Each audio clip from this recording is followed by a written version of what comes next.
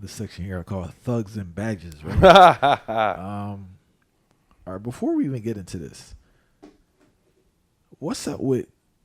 I don't know if it's dudes that's been bullied. I know two personally. I saw All right, witnesses. all right. So what is up with this like dudes that they may not have necessarily been bullied, but something happens in their life where they say they're gonna become an officer. They're either gonna take a bunch of protein or creatine or take roids or something, Right, or right, right, whatever right. they're taking, and just terrorize the place. Mm. Like, have you ever spoken to someone like what is going through their mind when they join the force with that type of mind frame? Oh man, that's a good question. I've seen it, man. I've seen it all. So when I started policing, this was back in 2007. Real quick, why did you become a police Well, officer? I became a cop by accident. Actually, I started working at the time. I was working in the hospital, and I had an officer who officers used to work there in the ER with me, and they would bring people in, and we just have conversations. I had to actually work with them because I registered patients. This was kind of after high school. I was like 20, and they were like, "Hey, we're looking for new people, good people who have good character. I think you'd be great to be an officer." Now, I've always liked watching cops and the law stuff, the movies, like like we all do. Never even imagined being an officer. It never crossed our mind. I actually like listen to you break down stuff. You seem too smart to be a police Yeah, officer. yeah, No yeah. disrespect. No, no, no. You know You what good. I'm You good. saying? You good. But You like good. the average officer I have met, not saying that they don't have the highest IQ. They're not the most articulate person. I would say, there's a little bit of everybody in law enforcement. I think it's more so. Unfortunately, like anything, the bad get the attention. Unfortunately, I would say, oh man, it's this is loaded, but I'm gonna go ahead and break it all down. Um, I love helping people. I love serving people. I believe I have a heart of a servant. I believe that's what God blessed me with. And I think all throughout my life, that's been very consistent. I think when you judge an officer, you have to judge not when they become an officer. You have to judge them based on what their life looked like. You get what I'm saying? Like you have to look at a person's character, who they are as a person, not what they did as they're getting like that. That's not when you start examining a police officer, is the moment when they start the job. You need to know what their family background looks like, how they were raised, where they're from, what their views on life are. That's how you determine if you have a good officer. I believe that it was just a calling for me, and I kind of just went into it that way. Um, are there people who go into the profession for the wrong reasons? Absolutely. I met them all through my academy. I've seen them over years. There are people who go in for the right reasons. There's those who go in for the wrong reason. Yeah, some people go in just because they're looking for a job. The problem about Those with the chip on their shoulder that yeah, yeah. carry on. Well, then you have officers who got the chip on their shoulder. You have officers who have an ego problem. Some came in and they didn't have an ego. They developed the ego because the problem with policing is that it's too much power. It's too much power and there's not enough oversight. There's nobody overseeing this power, technically. The overseers are the actual police officers. So at the end of the day, when you're actually looking at the breakdown of it, it's unchecked power. And anytime you have unchecked power, you open the door for corruption, you open the door for abuse, and that's what you see within the profession today. Who do the police answer to? They answer to other police officers. Well, that doesn't work. So the chip on your shoulder, you're absolutely correct. Well, then how do you know you're going to have that type of problem? You don't. A lot of times these officers get into the profession, they start doing the job, and then you start seeing them transform because they start getting comfortable in that authority. They start getting comfortable with people submitting to them simply because they have this uniform on. You see people become narcissistic. You see people's egos start to surface. That's what's dangerous about the profession. And there's nobody to check them. Who checks that officer? Nobody does. You get what I'm saying? So I was gonna say like you don't have what's the job of the superior and how much does he interact with officers? I know you have like in the beginning you guys meet, right? yeah, you talking about like a sergeant. Like a sergeant, because like the sergeant doesn't see, or is the sergeant condoning this type of behavior? Depends. It goes both ways. I think, and issues when we talk about like corruption. the problem with a lot of corrupt departments, either way too small and there's no oversight, or they're way too big and it's impossible. And then what you end up having, you have pockets of corruption. You could have one officer, you can have 3, you can have 10, and a police department of 2,000-3,000, and those 10 officers can literally terrorize a community. You can have a specialized unit like the unit that Breonna Taylor, that interacted with Breonna Taylor. That unit was a corrupt narcotics unit. Everything about how they conducted their raid and how they achieved those warrants, and even the stories that the people who lived in that area will tell you about them, they were a corrupt unit. They were robbing drug dealers. That's what they did. And so it's like the training day type of situation. Those officers really exist.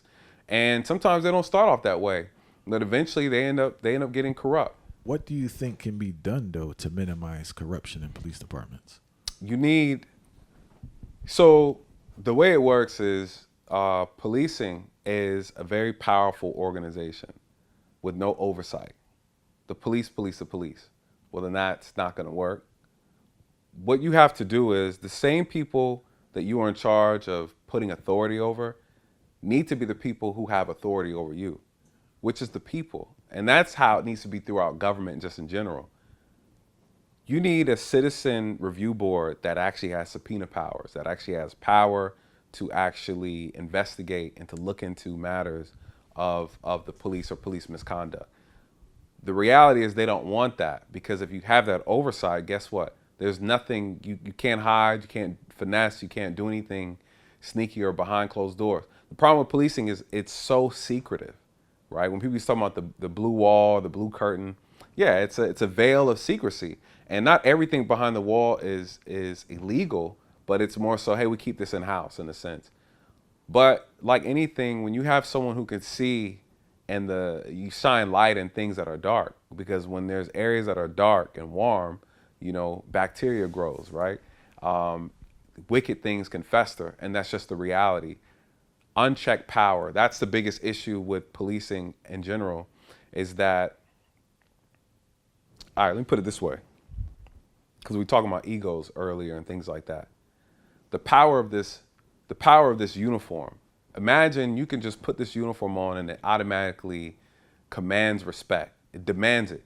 There's nothing you can do, nothing you could say. When I put this uniform on, you have to show me respect, even if I'm not a respectable person. That's the power of the uniform. The problem is there are people who move around as officers and they're not looking to be respected by the people, because the uniform already grants them respect. So I don't have to earn it. So the power of unearned respect is what creates these egos and builds narcissism within these individuals. You're already not a respectable person, but I don't care. I don't need to change, because the uniform grants me that privilege. That's the issue. What would it look like if officers had to actually, when they come in contact with you, actually earn your respect, or you don't have to respect them, and so that's one of the biggest issues that I noticed is the uniform, and within itself, it's power personified. And if you were to take that power away, how would you do it? You would need them to be, you need the people to have a matter of, the people need to be able to control how an officer conducts their job, and then be able to hold them accountable. But they don't want to set that type of system up for obvious reasons. What is qualified immunity? Okay. So qualified immunity is a protection that's afforded to police officers and government officials. And that protection protects you from being sued when you are lawfully conducting your job. Like, that's the idea behind it.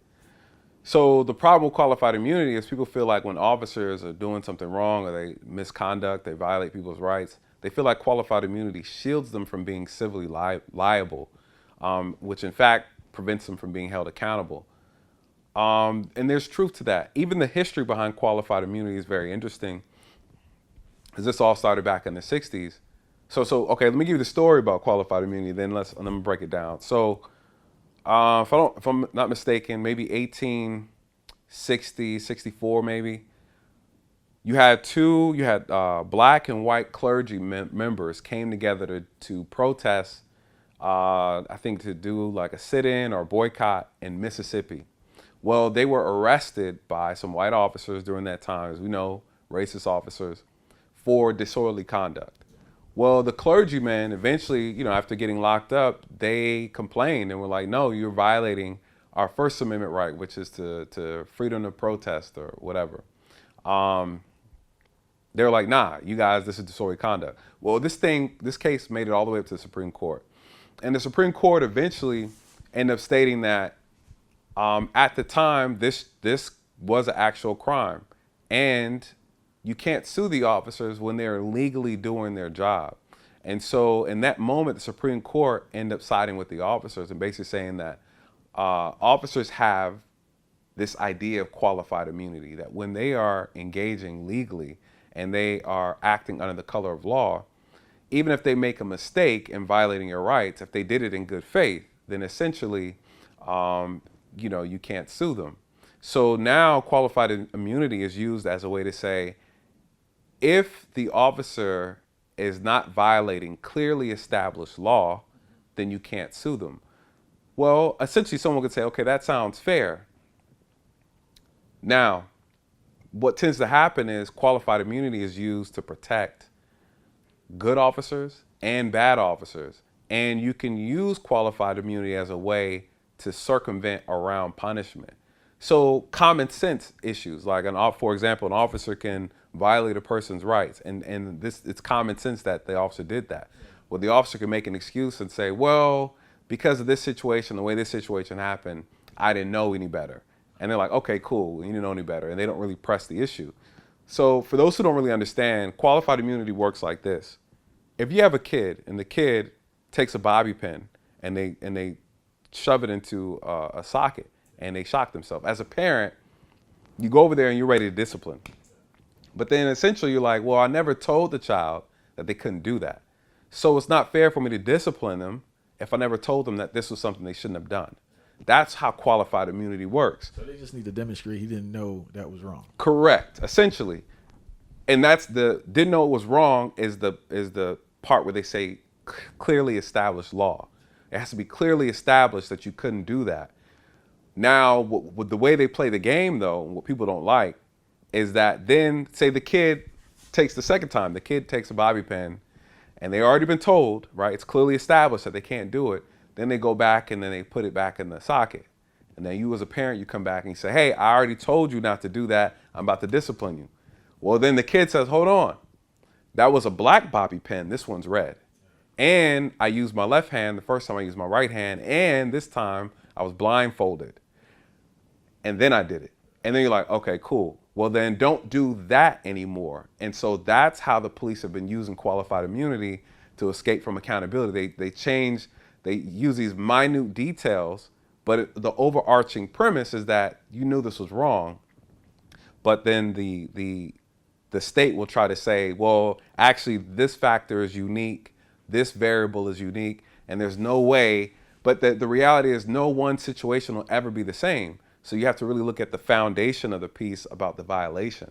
And so that's how they're using qualified immunity to circumvent around punishment. So because of that, people are saying, let's do away with it, because if officers didn't have it, they would be more mindful, because then you can sue them for their pension, their retirement. And the lawsuits now are going towards the police departments, which is a big thing, which is paid with. I just want to be clear on this. Yeah. When the police department is sued, right, Mm-hmm. for an event, Mm-hmm. they're using taxpayers' money to Correct. play the person. Correct. Because I learned about this with the Baltimore thing, Freddie Gray. Yep. All right, so I was reading an article and I just kept reading it to make sure I was reading it properly. Like, hold on, bro. They're using taxpayers' money to pay the family. Yes. Millions. And how many lawsuits take place that never go into the public? That's the thing I started to learn too. Like, it's just a consistent thing of paying out families. Yep. That never get released to the public. Yep. It's $1 billion business. That's why you guys like what's his name? Sharpton and the other dude, It's a new dude I see now. It's a new dude now, yeah. I don't know why I can't think of his name. Go ahead, brother. So here's the problem. a lot of money gets shelled out for police misconduct. And these officers are messing up left and right consistently. And we got to talk about that. The lack of education, the poor training, officers are not good at their job. This is a thing. This is true. And there's a solution for this, right? And we kind of we touched on it earlier, but here's how you fix the qualified immunity issue. Officers should be licensed like a profession, right? They need to have a license. Second, they need to be insured. I would insure police officers. Mind you, less is more. Again, we talked about reducing the size of the police force. They need to be insured, maybe something like $1 million policy, and they have an actual license. That license has to be maintained yearly, right? Just like any other major profession. And then you got to pay the officers more. But then you also need to train them properly, and they need to be training consistently every other week. They need to have an actual work training day where they're actually physically, doing, the runs, the fitness exams. Like, this thing needs to happen every 2 weeks. There's a way we can transform this so we get better quality applicants and better quality performance. So if you have an officer that's insured, they're licensed, now they come out here and they mess up, then they get sued. Well, you're suing the officer directly, right? So now they're sued, say, for $100,000, right? And they lose. Okay, now they got to pay that out. They do something else and they get sued again. Well, then the insurance company's like, listen, you're a liability. We're going to drop you. And guess what? If we drop you, you can't maintain your license, because you need to be insured to have your license. If you can't keep your license, you can't police nowhere in the nation. So now you solve two problems. One, you solve the qualified immunity issue because you allow officers to be open to be sued. They're now having to pay for their own insurance to maintain their license. So then you have a sense of accountability of self, and built into the system. There you go. And so now it's a win-win, because now the citizens aren't paying millions of dollars out of the tax money. But this is the thing I don't understand, right? So this is a consistent thing with police departments being sued, even though it's not in the newspaper, with That's consistent payments. Right. Where are they getting this money from? Because a lot of these police departments are in cities where the schools are terrible. Mm-hmm. So, like, if a school can't have heat and water and teachers, where are you getting $500,000, $600,000, $30,000, $100,000, $150,000, $1 million to consistently pay for officers doing silly stuff? Man, listen, the question is, who'd you vote for? Right? I think people don't put a lot of emphasis on the people that are being voted for. When people came up with this concept, defund the police, the reality is, no, you need to refund the police. More so, reallocate the resources and use them better. Having a police department is expensive. Having quality police officers is expensive. The training, expensive. When you talk about the budget, the police budget, these other programs, government programs, they have a budget as well. If they're not properly allocating their resources to what they need, this is a politician problem. Like, what are the politicians doing, and why are they not utilizing their money more efficiently and effectively? And I agree with you. When you look at all the millions of dollars, like, what was it, the city with that George Floyd, Minneapolis and stuff, like, all that money they came out of pocket, and all that money in tax dollars that could have been used for infrastructure and other important issues in the city that now are not going to get it because of that lawsuit. You know what I mean? And so, you're doing the public a disservice. Absolutely.